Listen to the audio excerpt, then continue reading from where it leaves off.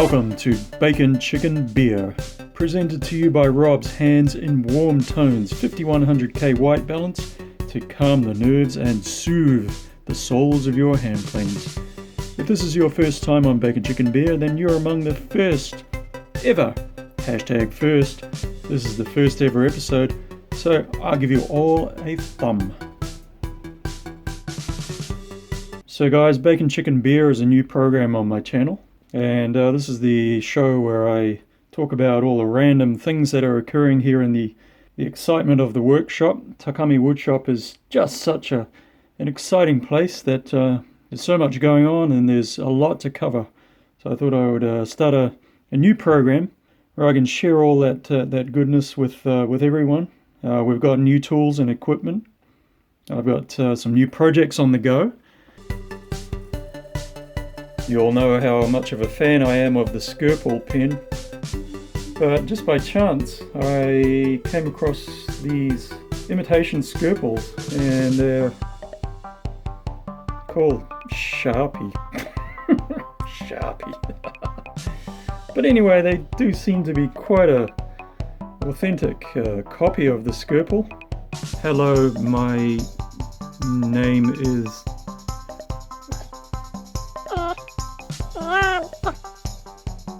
This is the project that I'm working on now, and this is going to be a dining bench.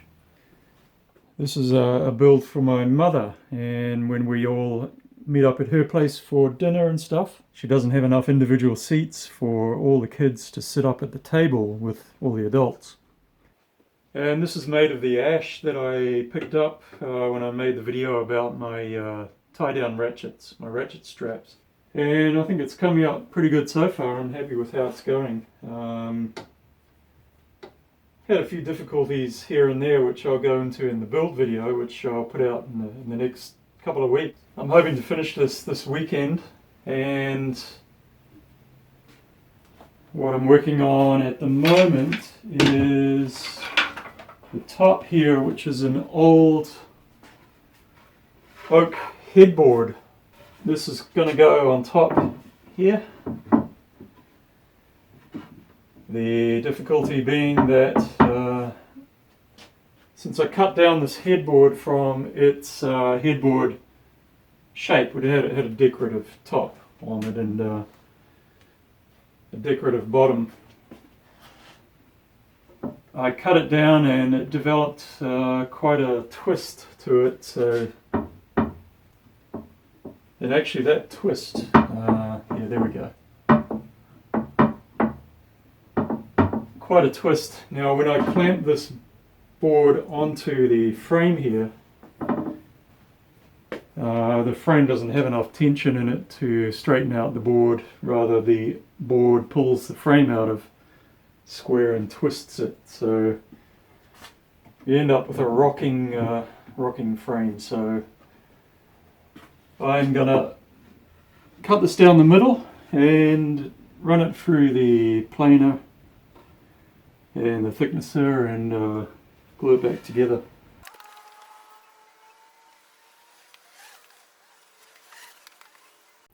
Well, what do you reckon, Rob? Check this out. I've got 100mm forstner bit, mate. You're shitting me, 100mm. Look Holy at the size crap. of that puppy. Look at that thing, man. 100mm. Take your face off. 100mm forstner. It's really interesting. It's got Reduced shank. reduced shank. Is that what they call that? Yeah. Half inch and then quarter. No, it's not called 3/8. Yeah, 3/8. 3/8. Yeah. I've never seen a bit with a 3/8 shank. And in that's the not, flesh. That's not half either. That's more like 5/8. Is it? That's a beast, eh? Look at that It's a thing. beast, alright. Look at that. It's brand new because I'm too terrified to use it. Has anyone ever seen a 100mm forstner bit before? Is this actually a forstner bit or a Oh, that's what I bought it as. alley That's what they called it. of alley? Damn, eBay on there. it's amazing, eh? Got about 1,250 subs on the channel now. It might even be 1,300 by the time I put this video out. And that is awesome, man. We've got a really good crew of guys that come along, regulars. and leave some awesome comments. I've had a overwhelmingly good response to this workbench here, which I made with the really ugly ply, which kind of turned out okay in the end. And I've got a couple more videos to do on that. I've got the legs. Well, actually, probably one more video, because, you know, there's only so many videos you can watch about one thing. So I'll make it one more video. And that's going to be about making these mortise and tenon joins on the legs here. And I'm really happy, and I'm pleased with the encouraging comments that I'm getting about this bench. I put out a video a couple of weeks ago, which I guess regulars have seen, about tie downs. And that was kind of a serious video. I thought it would be informational to some people, so I made it kind of serious. And there was an overwhelming response on that one of people telling me to buy a van. You jerky boys, hit the unsub button right now and get the hell out of here. I'm not buying a frickin' van. You guys, man, Jesus. Damn, son, I'm not buying a van. A van would be really nice, I admit. A van would be the ideal vehicle for around here. Francois just arrived, and I think he's got coffee. That's always good.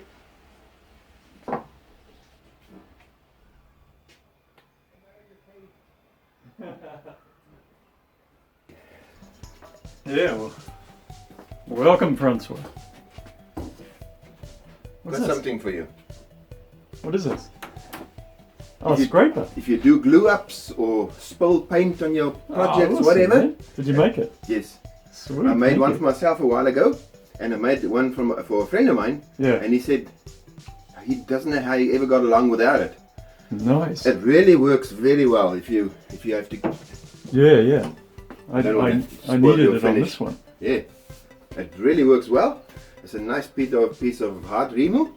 Beautiful. So yeah, Nice. just Thank you, man. cobbled it together. Yeah. Yeah, I like to Love give it. someone something that's you actually use, that's handy. Useful, yeah. Yeah. I will use this all the time. Yeah, I use mine all the time. That was Francois. He does some really cool stuff. He's on Instagram, Franco's Workshop NZ. Go give him a follow. He does some really cool stuff and puts some cool shots up there. And this is Francois's clamps coming up. When I was building my dining bench, I came to gluing the long rails up to the sub-assemblies for the ends. And I discovered that my clamps were about 40mm too short. And it was right around dinner on the Monday, the Queen's birthday Monday, which was a holiday. And I had to get back to work, so I really wanted to get it done. And I messaged my friend Francois, and I said, hey man, have you got any clamps that are a bit longer? And he said, yeah, he did. He was kind enough to open up shop for me, and I went around and grabbed these clamps off him, and these are really cool, and I just thought I would show you guys these clamps because he made these are handmade, and these are really cool. Maybe some pine down here and some hardwood jaws, I think. Let's just see what the capacity of these clamps is. So you've got about 900mm of clamping there, and it's the type that slides along, and the moving jaw locks into these half circles here. Really nice clamps, and so you just throw your workpiece in there and move the jaw into position,